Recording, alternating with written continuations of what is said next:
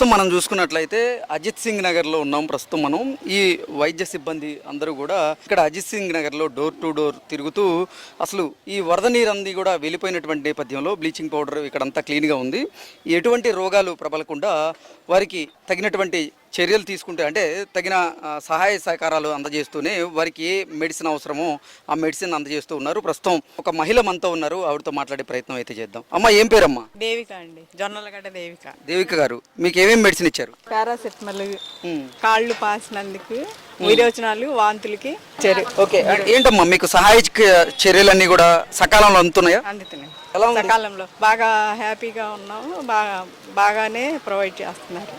Okay, ఇక్కడ అంటే ఎమ్మెల్యేలు కానీ మంత్రులు కానీ సీఎం గారు కానీ పర్యటించారు. ఇక్కడ పరిస్థితులు కూడా వారు పర్యవేక్షించారు. ఆ తర్వాత ఇక్కడ అన్ని సదుపాయాలు అయితే వస్తూ ఉన్నాయా?